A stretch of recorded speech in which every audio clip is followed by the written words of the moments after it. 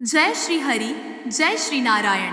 आपका हार्दिक स्वागत है सतयुग भक्ति चैनल पर, जहां हर कथा में छिपा है आस्था, श्रद्धा और परम शांति का संदेश। भक्तजनों, आज की यह पावन कथा कोई सामान्य कथा नहीं, बल्कि वह दिव्य संजीवनी है जिसे सुनने मात्र से आपके जीवन के सारे संकट, दुख और बाधाएं मिट जाती है।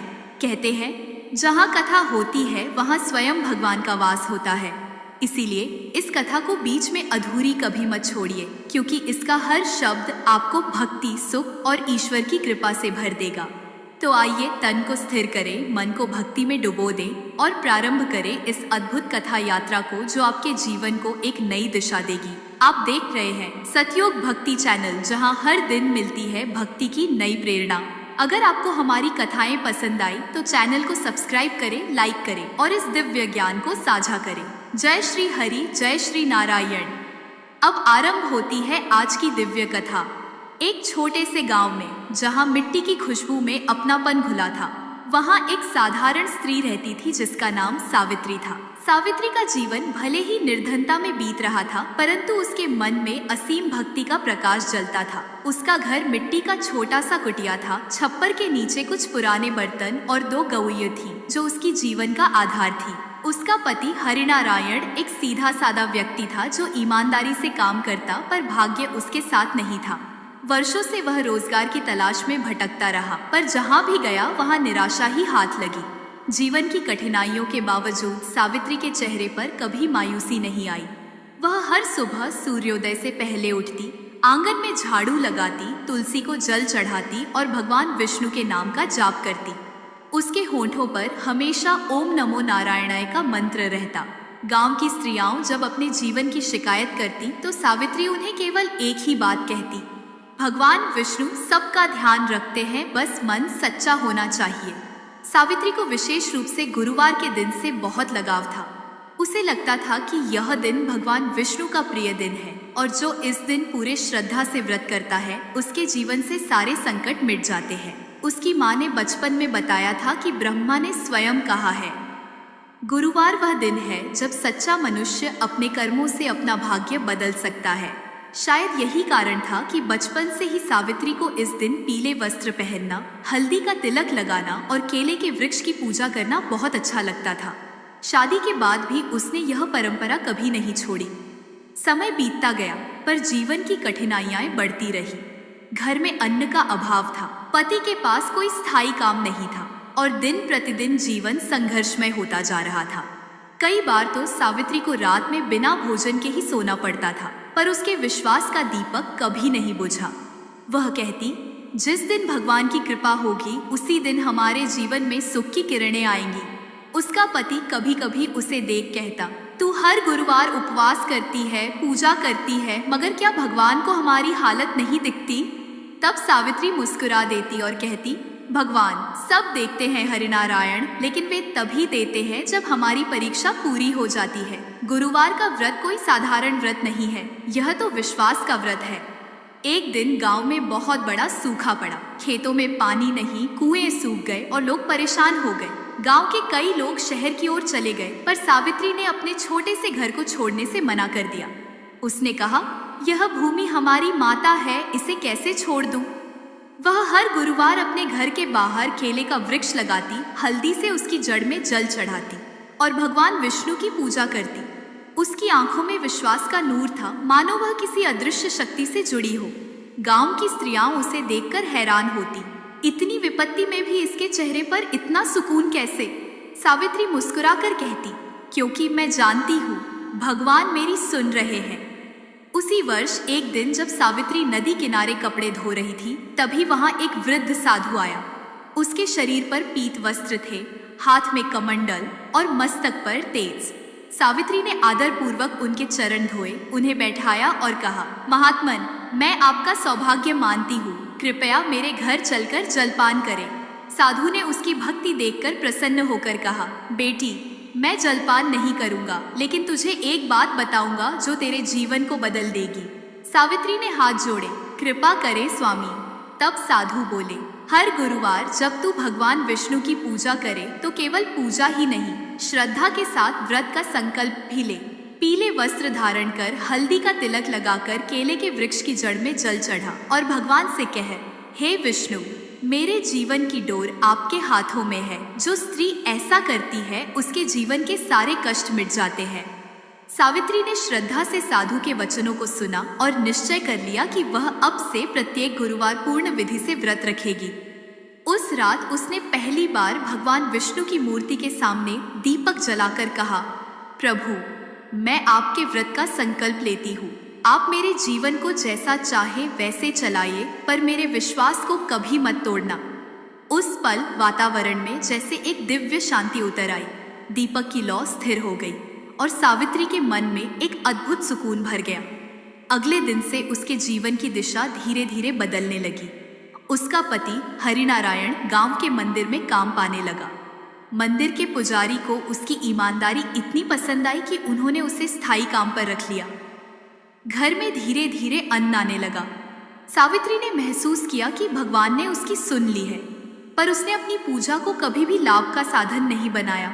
वह केवल प्रेम और कृतज्ञता से व्रत करती रही। वह कहती, भगवान से कभी मांगना नहीं चाहिए, केवल धन्यवाद देना चाहिए। हर गुरुवार सुबह वह पीले वस्त्र पहनती, केसर का तिलक लगाती और केले के पेड़ के नीचे दीपक जलाती। उसकी पूजा में न कोई आडंबर था, न दिखावा, बस सच्चे मन का भाव। गांव की औरतें अब उससे व्रत की विधि पूछने लगी। सावित्री हर किसी को बताती कि गुरुवार व्रत केवल भूखे रहने का नहीं, बल्कि मन को ईश्वर में स्थिर करने का व्रत है। जब किसी ने पूछा कि अगर व्रत रखते हुए भी दुख बना रहे तो क्या करें, तो वह बोली, व्रत का फल तुरंत नहीं, लेकिन निश्चित रूप से मिलता है।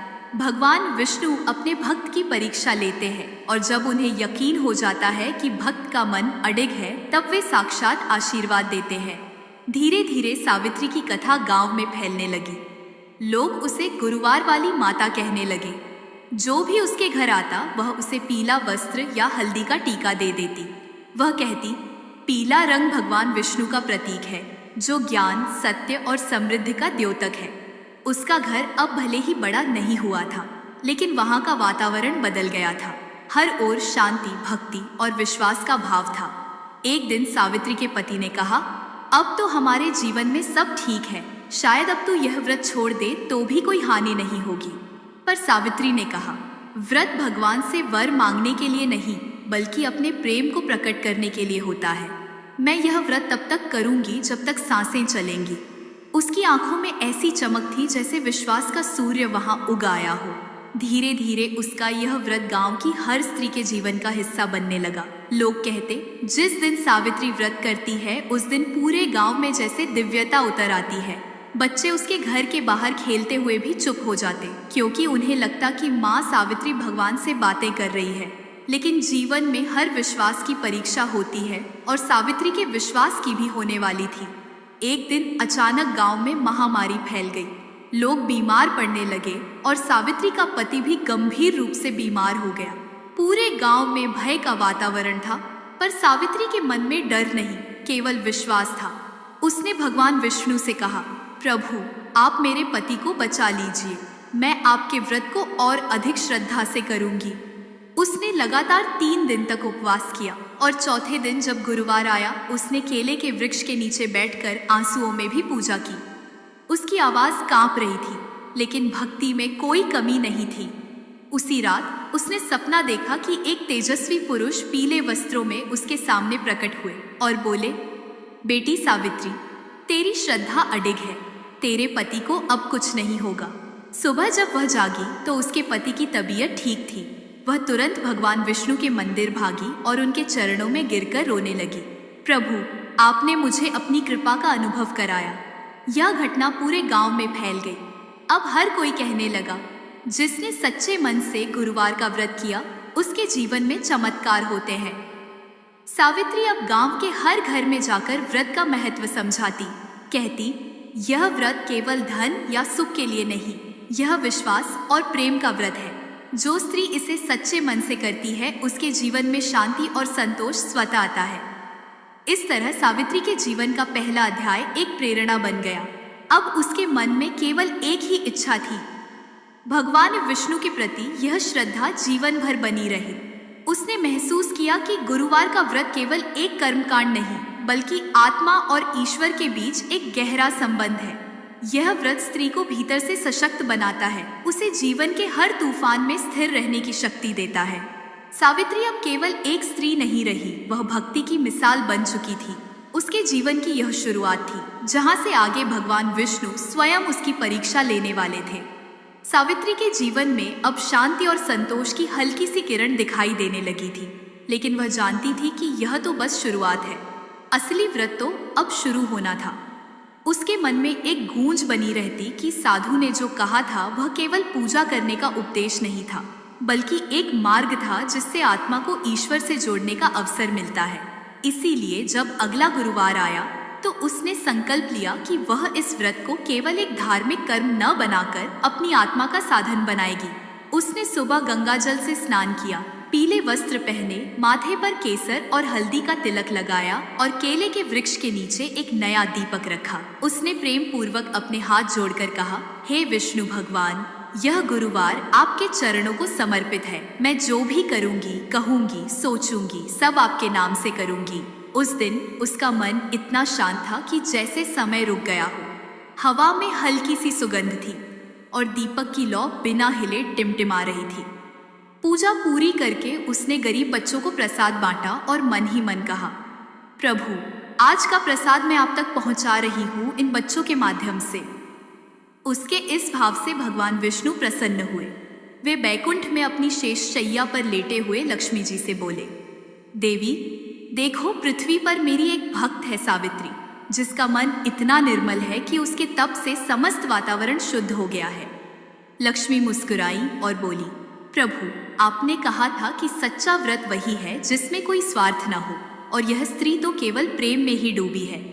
विष्णु बोले, देवी, अब समय आ गया है उसकी भक्ति की परीक्षा लेने का, ताकि संसार को यह झात हो कि श्रद्धा का मूल्य क्या होता है। लक्ष्मी ने कहा, आप जो भी करेंगे मैं साथ रहूंगी। इधर पृथ्वी पर सावित्री का जीवन अपने नए मोड़ पर आ रहा था। मंदिर में काम करने वाला उसका पति हरिनारायण बहुत ईमानदारी से सेवा करता, लेकिन एक दिन पुजारी जी किसी गलतफहमी में आ गए और उन्होंने उस पर चोरी का आरोप लगा दिया। ये खबर सुनकर सावित्री का दिल टूट गया, पर उसने पति से कुछ नहीं कहा। उसने सिर्फ एक बात कही, भगवान विष्णु हमारे साक्षी हैं, वे सच्चाई को प्रकट करेंगे। उस रात उसने भगवान के सामने दीपक जलाकर प्रार्थना की, हे प्रभु, अगर मैंने जीवन में कभी किसी को धोखा नहीं दिया तो कृपया मेरी यह परीक्षा पार करा देना। अगले दिन जैसे ही मंदिर के दान पात्र की जांच हुई, उसमें से वे गहने निकल आए जो किसी ने गलती से अन्यत्र रख दिए थे। पुजारी जी को अपनी भूल का एहसास हुआ और उन्होंने हरिनारायण से माफी मांगी। उस समय सावित्री मंदिर के आंगन में बैठी थी। उसकी आंखों से आंसू बह रहे थे, पर वह मुस्कुरा रही थी क्योंकि उसे विश्वास था कि भगवान विष्णु ने फिर एक बार उसकी लाज रख ली। उसी शाम मंदिर में भजन हुआ और सावित्री को लगा कि जैसे भगवान स्वयं वहां उपस्थित हो। गांव में धीरे धीरे सावित्री की ख्याति फैलने लगी। लोग दूर दूर से आकर उससे व्रत की विधि पूछने लगे। वह सबको बड़ी सरलता से बताती, पहले मन को शांत करो, गुरुवार को पीले वस्त्र धारण करो, भगवान विष्णु की मूर्ति के समक्ष दीपक जलाओ, केले के पेड़ की जड़ में जल चढ़ाओ और यह व्रत कम से कम 16 गुरुवार तक करो। लेकिन याद रखो, यह व्रत केवल भौतिक सुख पाने का माध्यम नहीं, बल्कि आत्मिक शांति का मार्ग है। जब तुम्हारा मन ईश्वर में स्थिर हो जाएगा, तब भगवान स्वयं तुम्हारे जीवन का संचालन करेंगे। उसकी बातें सुनकर गांव की कई स्त्रियों ने यह व्रत आरंभ किया, लेकिन ईश्वर की परीक्षा का सिलसिला यहीं समाप्त नहीं हुआ। एक दिन सावित्री के घर आग लग गई। मिट्टी की कुटिया जलकर राख हो गई। सब वस्त्र, बर्तन, अनाज सब कुछ नष्ट हो गया। गांव वाले सहायता के लिए दौड़े, पर सावित्री शांत थी। उसने केवल इतना कहा, यह भी भगवान की इच्छा है। जब उन्होंने दिया तब भी आभार था, जब ले लिया तब भी आभार रहेगा। यह सुनकर सभी स्त्रियां दंग रह गई। किसी ने पूछा, क्या तुझे दुख नहीं होता? सावित्री ने मुस्कुराकर कहा, दुख तब होता है जब मन अपने को मालिक मानता है, पर जब समझ आता है कि सब कुछ भगवान का है तो दुख का स्थान भक्ति ले लेती है। उस रात वह खुले आकाश के नीचे बैठी थी। आसमान में पूर्णिमा का चांद था और हवा में ठंडक। उसने आंखें बंद की और मन ही मन कहा, हे विष्णु, मुझे कुछ और मत दो। बस मेरी श्रद्धा को कभी मत तोड़ना। और तभी उसे लगा जैसे किसी ने उसके कंधे पर हाथ रखा हो। उसने आंखें खोली पर वहां कोई नहीं था। उसके भीतर एक असीम शांति उतर आई। उसे एहसास हुआ कि भगवान उसकी परीक्षा लेकर भी उसके साथ है। कुछ दिन बाद वही वृद्ध साधु फिर उसके गांव आए। सावित्री दौड़कर उनके चरणों में गिर गई और बोली, स्वामी जी, आपके कहे व्रत से मेरा जीवन बदल गया है, पर अभी भी मेरी परीक्षा जारी है। साधु ने मुस्कुराकर कहा, बेटी, जब तक जीव है परीक्षा भी है, लेकिन अब मैं तुझे वह वरदान दूंगा जो तेरे जीवन को सार्थक करेगा। यह गुरुवार व्रत केवल तेरा जीवन नहीं बदलेगा, बल्कि उन सबका कल्याण करेगा जो इसे तेरे कहे अनुसार करेंगे। उन्होंने उसे एक पीले वस्त्र का टुकड़ा और एक हल्दी की गांठ दी और कहा, जब भी तू पूजा करे, इस वस्त्र और हल्दी को अपने पास रख, यह तेरे जीवन का रक्षक होगा। भगवान विष्णु स्वयं तेरे घर में निवास करेंगे। सावित्री ने श्रद्धा पूर्वक वस्त्र और हल्दी को अपने माथे से लगाया और बोली, स्वामी जी, मैं इस वरदान को सदा अपने हृदय में रखूंगी। इसके बाद सावित्री के भीतर एक नया तेज आ गया। उसका घर तो छोटा था, लेकिन वहां आने वाला हर व्यक्ति शांति का अनुभव करता। जब भी कोई दुखी स्त्री आती, वह उसे यही कहती, भगवान विष्णु की भक्ति में जो शक्ति है वह संसार के किसी धन में नहीं, बस सच्चे मन से उनका नाम लो, बाकी सब अपने आप ठीक हो जाएगा। धीरे धीरे गांव में हर गुरुवार उसके घर सामूहिक पूजा होने लगी। बच्चे, बुजुर्ग, महिलाएं सब पीले वस्त्र पहनकर भगवान विष्णु के भजन गाते। सावित्री स्वयं केले के पेड़ को हल्दी से रंगती और वहां दीपक रखती। ऐसा लगता मानो हर गुरुवार स्वर्ग उतर आता हो। एक दिन जब पूजा समाप्त हुई तो गांव के मुखिया ने सावित्री से पूछा, माँ, तू तो अब हमारे गांव की कुलदेवी बन गई है, बता इस व्रत में सबसे बड़ा रहस्य क्या है? सावित्री ने मुस्कुराकर कहा, इस व्रत का रहस्य है समर्पण। जब मनुष्य अपने अहंकार को छोड़ देता है, तब भगवान उसकी लगाम अपने हाथ में ले लेते हैं। जब तक मन कहता है मैं करूंगा, तब तक ईश्वर दूर रहते हैं, लेकिन जब मन कहता है आप ही कर रहे हैं, तब भगवान पास आ जाते हैं। मुखिया स्तब्ध रह गया, क्योंकि ऐसी बात उसने कभी किसी से नहीं सुनी थी। सावित्री के जीवन का यह दूसरा अध्याय अब एक नई ऊंचाई पर पहुंच रहा था। साधु का वरदान और भगवान विष्णु की कृपा उसके चारों ओर सुरक्षा कवच बन चुके थे। फिर भी भगवान ने उसके मन की दृढ़ता की अंतिम परीक्षा लेने का निश्चय किया। उन्होंने नारद मुनि को बुलाया और कहा, जाओ नारद, मेरी भक्त सावित्री के गांव में जाओ और देखो कि उसका मन कितना स्थिर है। नारद मुनि पृथ्वी पर उतरे और साधारण ब्राह्मण के वेश में उसके दरवाजे पर पहुंचे। सावित्री ने तुरंत उन्हें प्रणाम किया और पूछा, महात्मन, आप कहाँ से आए हैं? नारद ने कहा, मैं राहगीर हूँ, भूखा प्यासा हूँ। सावित्री ने बिना सोचे समझे उन्हें अपने घर में बुलाया, जल पिलाया और प्रसाद परोसा। जब नारद ने देखा कि घर में भोजन बहुत कम है तो बोले, बेटी, तू इतना कम अन्न भी मुझे दे रही है। सावित्री ने विनम्रता से कहा, महात्मन, यह अन्न मेरा नहीं, भगवान का है। जब उनका है तो किसी के साथ बांटने में हिचक क्यों? नारद मुनि उसकी भक्ति देखकर विस्मित हो गए। उन्होंने आकाश की ओर देखा और बोले, नारायण, आपकी भक्त तो आपकी अपेक्षाओं से भी अधिक पवित्र है। उसी रात सावित्री को स्वप्न में भगवान विष्णु का दर्शन हुआ। उन्होंने कहा, बेटी, तेरा मन अब निर्विकार हो गया है। तुझे अब वरदान देता हूँ कि जब तक सूर्य और चंद्रमा रहेंगे, तेरे घर में लक्ष्मी का वास रहेगा, और जो भी तेरे बताए अनुसार गुरुवार व्रत करेगा, उसे कभी दरिद्रता नहीं सताएगी। सावित्री ने आंसू भरी आंखों से कहा, प्रभु, मैं धन नहीं चाहती, बस यह चाहती हूँ कि मेरी भक्ति सदा बनी रहे। भगवान मुस्कुराए और बोले, तेरा यह वरदान भी पूर्ण होगा। सुबह जब वह जागी तो उसके आंगन में केले का पेड़ पहले से अधिक हरा भरा दिखाई दिया। उसकी शाखाओं में पीले फूल खिले थे और हवा में हल्दी की सुगंध फैली हुई थी। उसे लगा जैसे स्वयं भगवान ने उसके घर को आशीर्वाद दिया हो। उस दिन से उसने अपने व्रत को और भी गंभीरता से निभाना शुरू किया। अब वह केवल अपने लिए नहीं, पूरे गांव के कल्याण के लिए व्रत करने लगी। इस प्रकार साधु का वरदान उसके जीवन का सबसे बड़ा आधार बन गया। उसने समझ लिया था कि सच्ची भक्ति का अर्थ केवल पूजा या उपवास नहीं, बल्कि हर परिस्थिति में ईश्वर के प्रति समर्पण है। सावित्री अब केवल एक भक्त नहीं, बल्कि दूसरों के लिए प्रेरणा बन चुकी थी। उसके व्रत से जो प्रकाश निकला वह धीरे धीरे गांव की सीमाओं को पार कर अन्य गांवों तक पहुंच गया।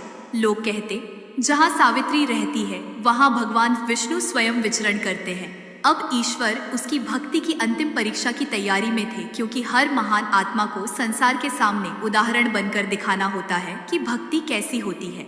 और यही वह बिंदु था जहां से सावित्री के जीवन का तीसरा अध्याय आरंभ होने वाला था, जहां भगवान विष्णु स्वयं मानव रूप लेकर उसकी परीक्षा लेने आने वाले थे।